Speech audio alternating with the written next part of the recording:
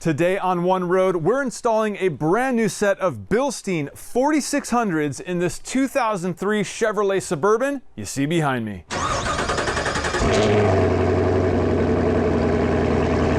So what exactly am I doing today? Well, I'm going to be installing this Bilstein 4600. This is their iconic blue and yellow shock, been around forever. The exact model number on this one is 24-065009. And what I'm replacing are a set of Bilstein 5100s. This model number is 24-186643. Some of you who've been following the channel for a long time know that I replaced all the factory shocks on this Suburban with these Bilstein 5100s. Now that was only a few years ago, and so far as I know, these shocks are still good. But I have been recently wondering if the front end was starting to feel a bit slushy. Well, if I take this 5100 and try to compress it, it compresses and rebounds what would seem pretty normal. So let's try that same thing with the Bilstein 4600. Okay.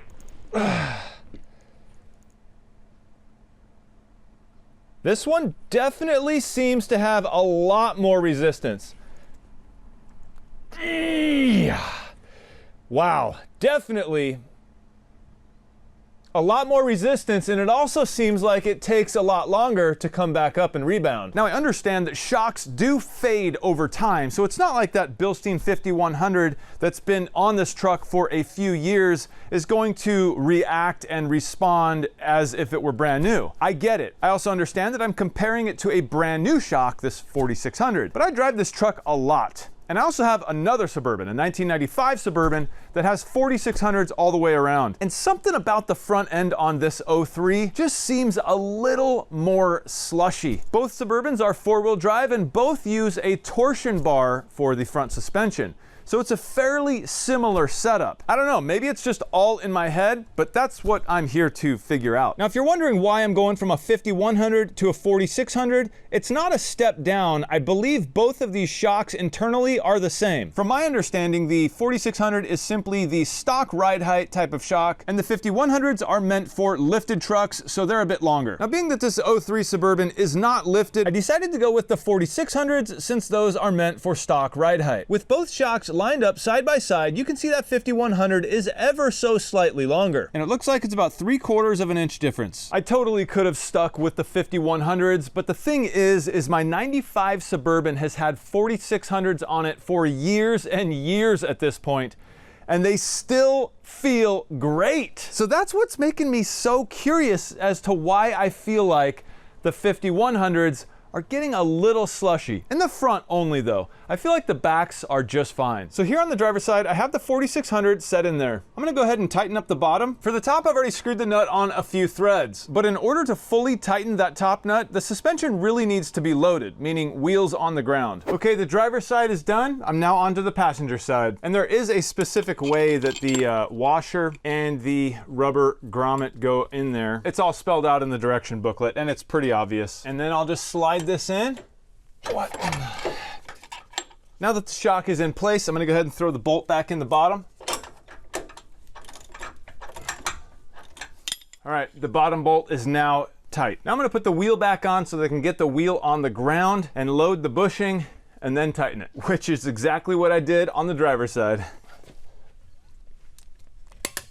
Okay, this passenger side wheel is on and torqued to spec. I'm going to go ahead and drop the vehicle down.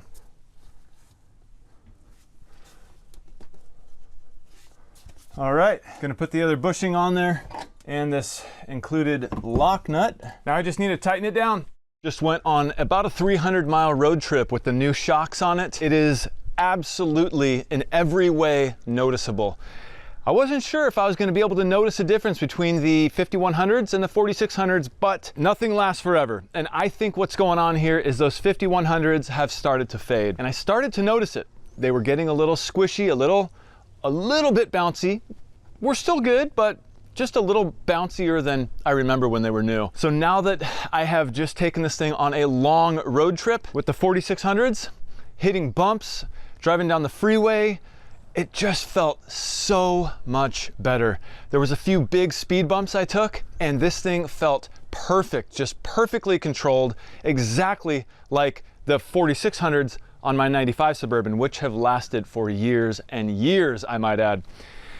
So I think now that I have this result, I think I'm gonna go ahead and get the 4600s for the back.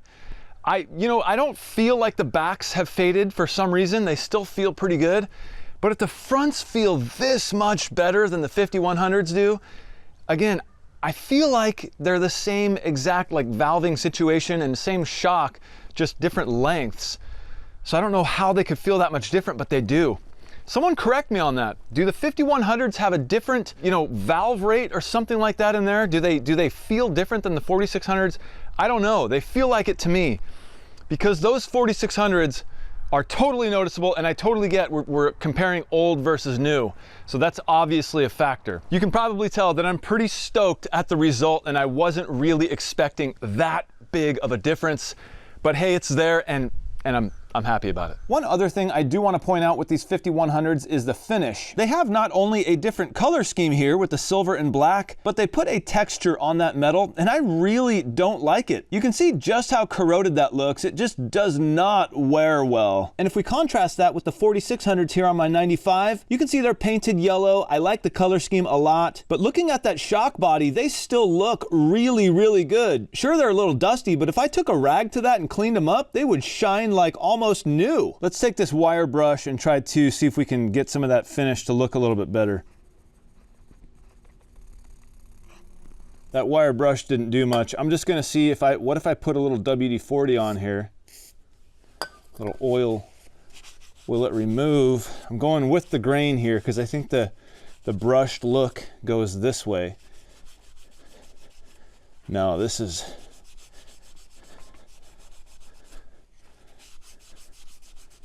yeah, it's like a brushed metal look.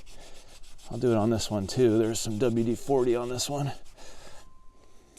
No. Okay, so final thoughts here. After that test just now with those 5100s, they definitely are still good shocks. I don't want to have the impression here that they have faded and failed. They have not failed. I think for me, I could just tell that they were worn in. And being that I drive this 2003 Suburban and my 95 Suburban a lot, each of them like pretty much interchangeably, I really get a sense for the difference between the two shocks. Now I understand also that the suspension systems are a little bit different on both of these trucks, so that right there is going to make them feel different. But you can, when you're in tune with your vehicle, you can sense the shocks, you can feel them, you can understand how they're reacting to the bumps and the waviness of roads on the freeways and stuff like that. So I like the 4600s on my 95, and that's what I wanted to feel on this. And after this 300-mile road trip, I think they feel pretty much the same on the front anyway. So did I just waste a bunch of money on new front shocks when the 5100s were still good shocks?